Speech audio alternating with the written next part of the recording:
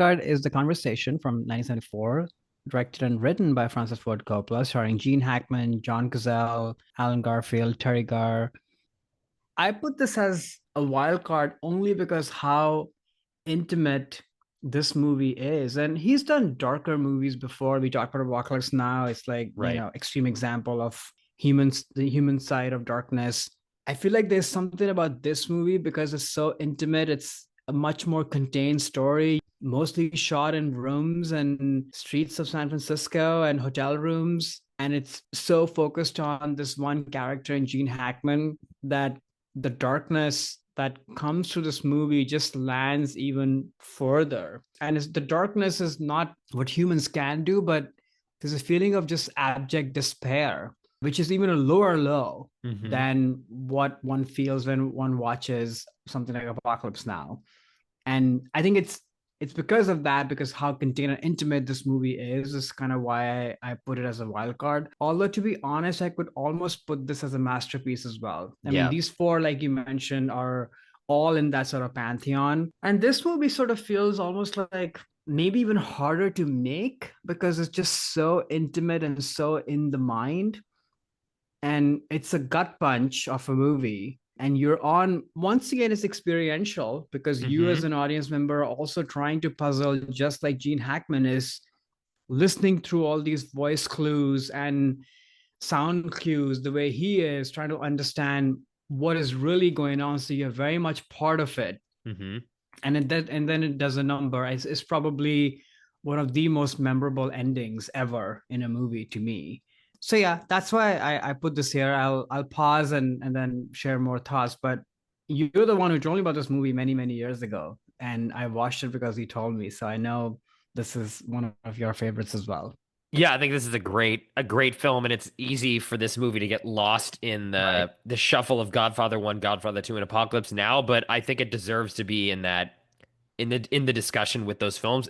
I don't think it's as good as those three, but few films are. But I do think it is, like you said, could be another masterwork of his. I think the subtle performance by Gene Hackman. I think it's the best thing Uh, he's ever done. It's yeah. so it's all interior. It's this guy who cannot open up to anyone. So even as an audience, you can't really get inside his head. You don't really know kind of what's going on. And as he's then being racked with the guilt, I mean, his job is surveillance on people. And then he just like at one point in the film even says, "Oh, I don't know, I just recorded and delivered the tapes." And they're talking about, "Oh, afterwards someone got killed because of the information that, you." And he just, he's trying to keep this at an arm's length what he does, even though obviously the work that he does has really life and death consequences, especially even in this movie that he's trying to Hmm. piece together. And just watching him slowly drive himself insane, not only with paranoia, but this, I think, again, this feeling of guilt of like, what am I actually Hmm. doing? And what are the consequences of what I'm actually doing? They're real, even though I don't see them and I can kind of push them aside and ignore them. And I'm not directly involved. I'm not killing anyone directly. It's that easy sort of hands wash thing that sometimes people can do of like, look, I'm just delivering the information. Well, you're still kind of culpable in it. And I think I love those themes. And the other thing you mentioned too about the audience experiencing, I think that's where you can see Coppola's like innovation and testing something new because the sound design in this movie is insane. Incredible. You are following right along, like you said, with him as you're trying to decipher what's exactly being said. That It's a opening procedural sequence, in it's that a sense. procedural. Yeah, exactly. Yeah. And that opening sequence when you're just seeing Yeah. what's how they're spying on these two people and how they're collecting the information, what you're hearing along with them. It's just so cool and different and fresh. Even now, it feels like that way, the way that they're able to use sound in this plot. So I think this movie is just like fantastic and is talked about a lot, but should always be Yeah. talked about even more in this run in the 70s that Coppola had. Yeah. And I was thinking about if this movie were made now, it would be very self-aware and sort of, overly clever, would Yep. probably just be like a one-man show, just Gene Hackman doing this, and it'll be all first person point of view and what have you. Versus this movie, even though it's intimate and it's from his point of view, it feels fuller and richer. Like it feels cinematic of the Hmm. way it's shot, first of all, and how the sound design kind of interplays, but then also the way it's written. It's so important to see Gene Hackman's character's relationships with other people to get a true sense of what he's going through, like his Right. romantic relationships, relationships with his colleague in John Cazale, or the people he meets at the surveillance conference, his Right. Right. interactions with a very young and hot Harrison Ford.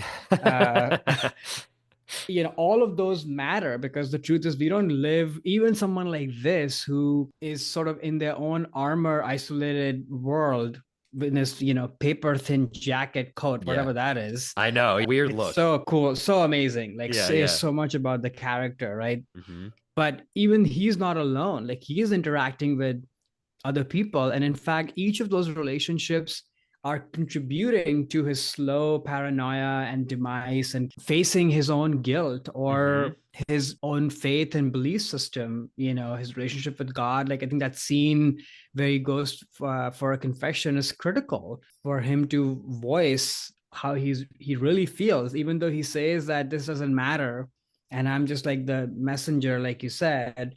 But that's where he starts to, like, it's been bubbling all along Right. that he knows at some point place in his head and heart that this is not right, actually. And then he gets completely trapped in it. The music is amazing. I That love the theme score. is Yeah, the jazz so piano score is so so great. good. Yeah, this is a masterpiece. It's a shocker to me. I mean, it's not really, but it is that he was not nominated for Hmm. best actor this year, Yeah. because maybe this is a time where this just feels so subtle that it doesn't even feel like acting. It's all just in his eyes. And it just reminded me, this is why Gene Hackman is in that pantheon of the best actors we've ever had. Absolutely. It's because of this, I think, and many other works, of course. Right, But right, right. But this one too, just with his performance as well. I came to Gene Hackman, later in his career because the movies I was watching were like 80s, 90s, and 2000s. And he is known similar like as Al Pacino of having these big scenes where he yells and sort of yeah. gets like kind of big. It's like, ah, Gene Hackman. And this movie, he's so not that. It's so Mhm. dialed back. And then you can see him really be able to pull off both the subtle acting when he's not talking or just the movements that he has. You can kind of understand what this character is going through. So it sort of strips back what I am more used to Gene Hackman's performances being a little bit bigger. And this being so small, the first time I saw this, I was like, this doesn't even feel like Gene Hackman to me when I first watched the movie. No, And the more and more times I see it, the more I just really think that this performance is the best he's ever given and the sort he of gets quintessential totally Gene lost. Hackman.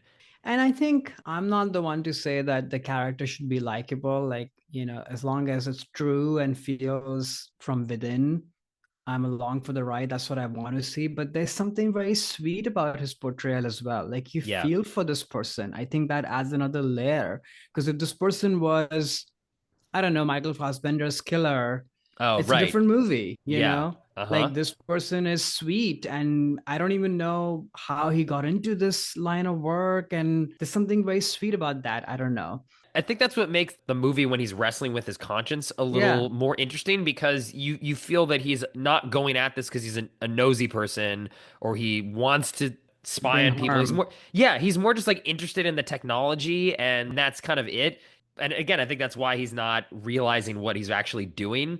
He's not. Whereas the other guy, the guy he meets at the conference, seems to a lot of people are like, oh, I like kind of like getting in there. And what are the Right. politicians saying? Or like, he's motivation is a lot more just being a peeping tom or something, right? Right. Whereas Gene Hackman, that's not at all what it is. And I think once he starts realizing, yeah, even though that's not his motivation, the results are the same. That's where his crisis of faith and his crisis of guilt and conscience and all this stuff starts coming into it. And that's what makes the arc that his character goes on so interesting. Exactly. And the despair at the end and his going Oh insane, yeah. like, lands so much harder because you sort of care for this person. Uh-huh. I think it's critical that he is this sweet, sort of nerdy, likable guy, who's trapped in this. And then I guess the other meta commentary on, as I was thinking about this movie this time, was, what do we really know about people and what they say? Right. Like, you don't actually. It's all up for interpretation, even if it's recorded. And it made me think, especially in today's world of, surveillance is like a whole other level with AI. Anything Hmm. can be generated. It doesn't matter.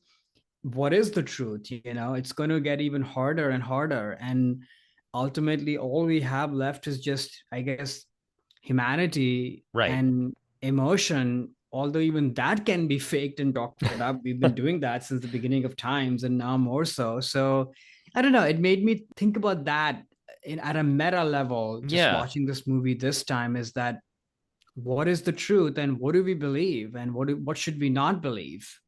Right. It's like the difference between listening and understanding. Like Right, he listens to these conversations and the key moment of like, he'd kill us if he had the chance. Like you listen to that, but you don't understand exactly what's going on there, and that is what obviously propels the plot forward. But you're right, it's a lot. Communication is the theme of this movie, and just right, because you hear someone or read what someone says or see like a tweet of whatever that someone said, you're not really understanding what they're doing. You have to get into a dialogue. There has to be that right. that two-way back and forth. You can't just listen. You're not really going to understand, No, and that's why communication is important. And I think that's one of totally. the themes of this movie too. Totally. And you bring your own baggage, right? Like this couple Exactly. feels innocent and sweet, and she feels scared and what have you. And you're bringing all that baggage that, oh, of course they are in trouble. Mm-hmm. Guess what? Something Mm-hmm. else is going on. You have Right. no clue. Right, exactly. Yeah, because you're bringing, like you said, you're bringing your own baggage and you're filling in gaps instead of Right. asking questions and getting more information. Yeah. So I think there's a lot to be said of the message of the movie in that meta sense. I think you're right, is all about communication and And understanding and not dialogue. just, and dialogue, right? And not just, oh, I heard something, so I'm going to fill in all the gaps and assume I knew what Right. was going on, because that's usually you're wrong when you do Usually that. you're wrong, which is why, and whenever I read, like, especially in the clickbait culture, Oh, it's like, right. who knows? Everybody's in it, in Ex the ex same pool, you exactly. know. Yeah. Exactly. Hi there, it's Alex. If you like the review and discussion Karan and I just had, make sure you subscribe to our channel, Movies That Shaped Us, to get full episodes. Every other Wednesday, Karan and I review a new release and then discuss 6 other movies made by that film's actor or director and how they shaped us. Subscribe right now or follow our podcast on Spotify or Apple Podcasts via the link in the description below. Hope you join us for the journey.